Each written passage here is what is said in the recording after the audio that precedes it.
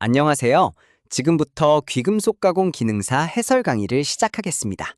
첫 번째 문제는 작업장 안전에 관한 문제로 화재 시 적합한 소화기 종류를 알아야 하는 문제입니다. 귀금속 작업장에서 화재 발생 시 가장 적합한 소화기는 무엇일까요?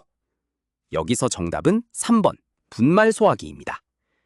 귀금속 작업장에는 가스토치, 전기 용액기, 광택기 같은 다양한 전기 설비가 사용되고 동시에 왁스, 가연성 화공약품, 종이 같은 불에 타기 쉬운 물질도 함께 다뤄지기 때문에 화재 위험이 비교적 높은 환경입니다. 이런 곳에서는 일반 화재인 A급, 유류 화재인 B급, 전기 화재인 C급 모두에 사용할 수 있는 다목적 분말 소화기가 가장 적합합니다. 분말 소화기는 미세한 분말로 화염을 덮어 산소를 차단하고 화학 반응을 억제해 빠르게 진압해줍니다. 물 소화기는 전기 화재에 부적합하고 포말 소화기는 전기 화재에 사용할 수 없으며 할론 소화기는 환경 규제로 사용이 제한되어 있어 일반 작업장에서는 권장되지 않습니다. 따라서 귀금속 작업장에서 가장 표준적이고 안전한 소화기는 분말 소화기가 됩니다. 두 번째 문제는 솔 연마에 관한 문제로 사용되는 연마제의 종류를 알아야 하는 문제입니다. 귀금속 솔 연마 작업 시 사용되는 연마제가 아닌 것은 무엇일까요? 여기서 정답은 4번 황산입니다. 귀금속의 표면을 매끄럽고 광택 있게 다듬기 위해서는 다양한 연마제가 사용됩니다. 트리폴린은 황색 또는 갈색의 연마제로 거친 연마와 중간 연마에 사용되어 표면을 빠르게 정리해줍니다. 루즈는 미세한 산화철 분말을 굳혀 만든 적색 연마제로 마지막 단계인 광택 연마에 사용되어 매우 부드러운 거울면 광택을 만들어줍니다. 에머리는 산화 알루미늄을 주성분으로 하는 연마제로 천이나 종이에 부착해 사용하며 거친 표면 다듬기에 적합합니다. 그러나 황산은 산성 화공약품으로 귀금속 작업에서 세척이나 에칭, 산세척용으로 활용될 수는 있지만 표면을 깎거나 닦는 연마제의 역할은 하지 않습니다. 따라서 황산은 솔 연마 작업의 연마제에 해당하지 않으므로 정답입니다. 세 번째 문제는 왁스트리 제작에 관한 문제로 고려해야 할 사항을 알아야 하는 문제입니다. 왁스트리 제작 시 고려해야 할 사항으로 적절하지 않은 것은 무엇일까요? 여기서 정답은 4번 왁스트리는 가능한 복잡하게 설계한다 입니다. 왁스트리는 여러 개의 왁스 패턴을 중심 왁스 줄기에 부착해 한 번의 주조로 다량의 제품을 만들 수 있도록 만든 구조물입니다. 제작 시에는 첫째, 주조 후 응고하면서 일어나는 금속의 수축률을 미리 고려해 패턴 크기와 위치를 정해야 합니다. 둘째, 용탕이 모든 패턴에 골고루 흘러가도록 주물의 두께를 균일하게 설계해야 응고 속도와 수축이 균형 있게 진행됩니다. 셋째, 왁스 패턴 간 간격을 충분히 두어 가스가 빠지고 용탕 흐름이 원활하도록 해야 결함이 줄어듭니다. 그러나 왁스트리는 단순하고 효율적으로 설계해야 하며 너무 복잡하게 만들면 가스 배출이 어려워지고 용탕이 원활히 흐르지 못해 미충진, 기포, 수축공과 같은 결함이 빈번하게 발생하므로 결코 권장되지 않습니다. 따라서 4번이 적절하지 않은 사항입니다. 안녕하세요. 지금부터 귀금속 가공 기능사 해설 강의를 시작하겠습니다. 첫 번째 문제는 줄의 종류에 관한 문제로 단면이 정사각형인 줄을 알아야 하는 문제입니다. 단면이 정사각형인 줄은 무엇일까요? 여기서 정답은 3번 각줄입니다. 귀금속 조립 가공에서는 다양한 형태의 줄이 단계별 또는 작업 부위별로 사용됩니다. 평줄은 단면이 직사각형이며 가장 일반적으로 사용되어 평면을 다듬거나 외곽 정리에 활용됩니다. 환줄은 단면이 원형으로 둥근 형태라서 곡면이나 둥근 구멍 내부를 매끈하게 가공할 때 사용됩니다. 반원줄은 단면 한쪽은 평면, 다른 한쪽은 곡면 형태라서 평면과 곡면 부위를 동시에 다듬을 수 있어 매우 활용도가 높은 줄입니다.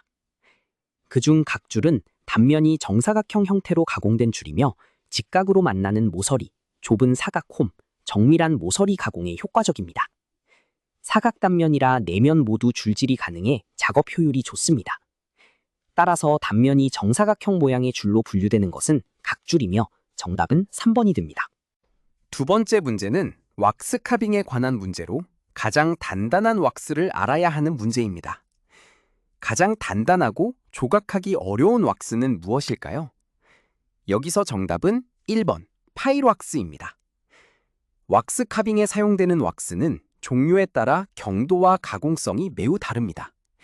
그중 파이로왁스는 가장 단단한 카빙용 왁스로 줄이나 칼, 핸드피스 같은 가공 도구를 이용해 매우 정밀하고 세밀한 조각이 가능합니다.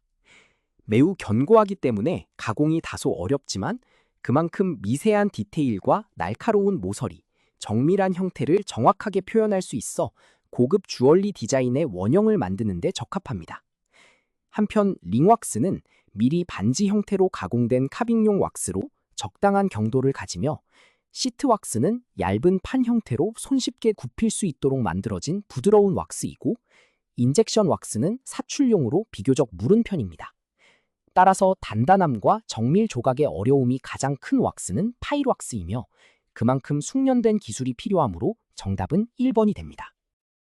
세 번째 문제는 열 처리 방법에 관한 문제로 급속 냉각시키는 방법을 알아야 하는 문제입니다. 빨갛게 달군 후 급속히 냉각시키는 방법은 무엇일까요? 여기서 정답은 2번 담금질입니다. 담금질은 영어로 퀼칭이라 부르며 금속을 일정 온도까지 가열한 다음 물이나 기름 같은 냉각제에 신속하게 담가 급속 냉각시키는 표준 열처리 방법입니다.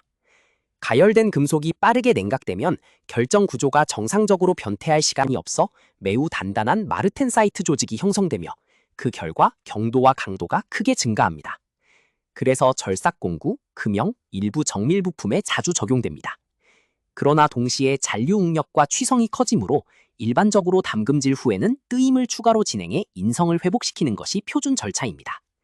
한편 풀림은 천천히 냉각시켜 부드럽게 만드는 처리, 뜨임은 담금질 후 인성 회복을 위한 가열 처리, 노멀라이징, 즉 불림은 공기 중에서 자연 냉각하는 처리이므로 급속 냉각과는 거리가 있습니다.